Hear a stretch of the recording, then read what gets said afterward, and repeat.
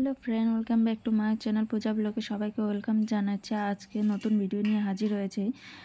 দেখতেই পাচ্ছ যে কি রান্না করব, চলো সাথে থাকো। আর এদিকে কি কি রান্না করছি অবশ্যই হলো দেখো। পুরো ফুল ভিডিওটা না দেখলে বুঝতে পারবে না। অনেক দিন পরে ভিডিও বানাচ্ছি, ভয়েস রেকর্ড করছি, বুঝতে পারছি না কি বলবো কি বলবো না, মানে আগের মতো এক্সপিরিয়েন্স নেই। অনেক দিন গ্যাপ দিয়ে তারপর ভিডিওটা বানাচ্ছি, তো মানে কি বলবো কি বলবো না, তাই একটু গোলমাল হয়ে যাচ্ছে আর কি। প্রথমে আর কি আলুটা ভেজে নিচ্ছি, তেলটা গরম হয়ে গেছে, এখন হচ্ছে আলুটা ছেড়ে দিচ্ছি। আলুটা গরম হওয়ার পরে হলো আমরা ফোড়নটা দিয়ে দেবো। আর অনেক দিন পরে ভিডিও বানাচ্ছি, জানি না কেমন ভয়েসটা রেকর্ড করতে পারবো, আদৌ কি আগের মতো ভয়েস দিতে পারবো কি পারবো না সেটা জানি না আমি, তবে চেষ্টা করব। অনেকটা গ্যাপ দিয়ে দেওয়া হয়েছিল, কিছু সমস্যার কারণে আমি ভিডিও বানাতে পারিনি। আবার নতুন করে ভিডিও তোমাদের সাথে শেয়ার করব আমি। আর হচ্ছে সবাই কেমন আছো যারা আমার ভিডিওগুলো দেখো। আর আগের আইডিতে যে ভিডিওগুলো পোস্ট করেছি সেগুলো সবগুলো ডিলিট হয়ে গেছিলো, আর ওগুলো একটাও পোস্ট করতে পারিনি আমি। আর এদিকে হচ্ছে তেলটা গরম হয়ে গেছে, ফোড়ন দিয়ে দিচ্ছি। অনেকেই ভাবছো যে দুদিন পর পর নতুন আইডি বানাচ্ছে, ওই দুদিন পর পর নয়, ওই আইডিটার সমস্যা হওয়ার কারণেই ওই আইডিতে আর কোনো ভিডিও পোস্ট করতে পারিনি, শো করেনি, যার জন্য বন্ধ করে দিয়েছি, পারিনি ঠিক করতে। আর এদিকে হচ্ছে নতুন আইডি খুলে নিয়েছি, দেখি এই আইডিটা কতটা চলে। এদিকে পেঁয়াজ লঙ্কাটা ভালো করে ভেজে নেব। গোটা রসুন দিয়ে দিয়েছি, কারণ গোটা রসুন খেতে, মাংসের মধ্যে গোটা রসুন খেতে দারুণ টেস্ট লাগে। কারা কারা খেতে ভালোবাসো প্লিজ অবশ্যই কমেন্ট করে জানাবে। আর পেঁয়াজটাকে ভালোভাবে ভাজতে হবে, লাল লাল হওয়া অবধি ভাজতেই হবে। দেখতেই পাচ্ছ অনেকগুলো গোটা রসুন দিয়ে দিয়েছি, 5 থেকে 6টার মতো গোটা রসুন দিয়ে দিয়েছি আমি।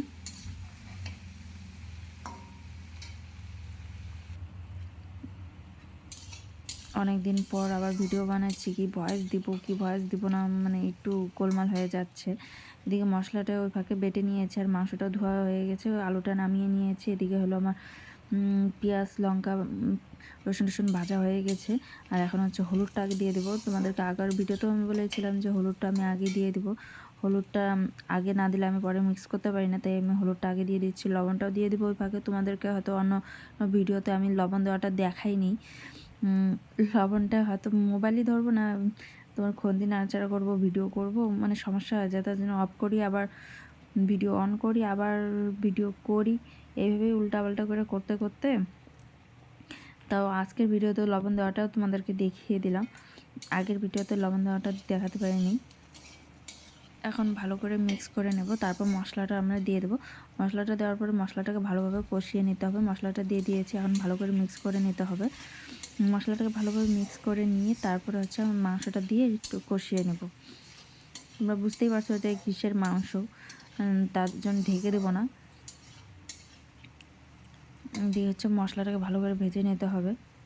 আর এতক্ষণ ভরে কি কথা বলবো আর কি কথা বলবো না। সবাই কেমন আছো? পৌষ সংক্রান্তিতে তোমাদের পিঠে কী কী পিঠে ভাজলে, কী কী খেলে, প্লিজ অবশ্যই কমেন্ট করে জানিও।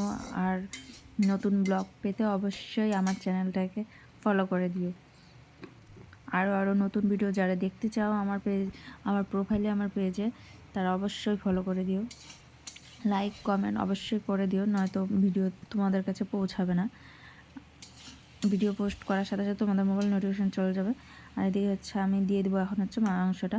তো মশলাটা হাফ কষানো হয়ে গেছে। আর এটা হচ্ছে লোকাল মুরগির মাংস। লোকাল মুরগির মাংসটা হচ্ছে এতটাই টেস্ট লাগে, আমাদের এখানে খুব পাওয়া যায়। আর এই মাংসটা একটু হালকা ঝোল ঝোল করলে টেস্ট লাগে। এখন আমি পুরাটা দিয়ে দিচ্ছি।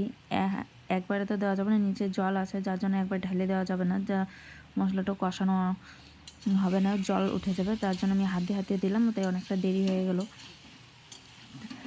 আর এদিকে হচ্ছে ভালো করে মিক্স করে নিয়ে তারপর তোমাদেরকে দেখাচ্ছি। ভালো করে মিক্স করা হয়ে গেছে, এখন হচ্ছে আমি ঢেকে দিচ্ছি হালকা, কারণ ব্রয়লার হলে তো ঢাকা লাগতো না, কিন্তু দেশি মুরগি তো একটু ঢেকে দিচ্ছি।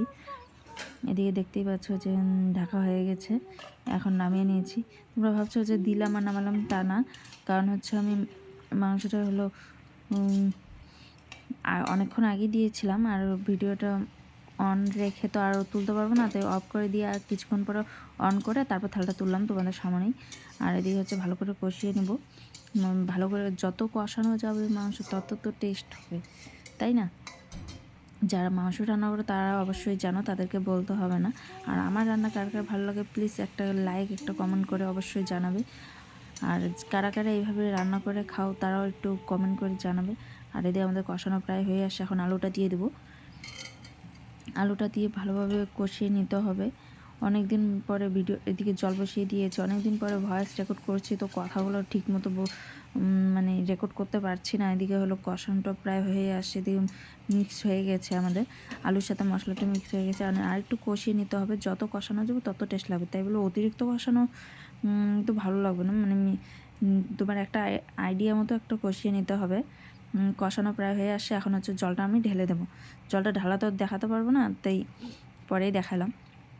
ঢালার পরেই দেখিয়ে দিলাম, কারণ এক হাতে তো আর ঢালা সম্ভব নয়। এদিকে হচ্ছে জলটা একটু বলক পাড়া অবধি অপেক্ষা করতে হবে। আর এদিকে দেখতেই পাচ্ছ গরম জল তাড়াতাড়ি বলক পাড়া শুরু হয়ে যাবে। এদিকে ঝোলটা বলক পাড়াও শুরু হয়ে গেছে, আর জাল হওয়া অবধি ওয়েট করতে হবে। এদিকে গরম মশলা দিয়ে নামিয়ে নেব। কেমন হয়েছে প্লিজ অবশ্যই কমেন্ট করে জানাবে। আর আমাদের বাড়িতে মাংস প্রায়ই হয়, মাছ মাংস দুটোই, মানে সপ্তাহে প্রতিদিনই মাছ মাংস হয়।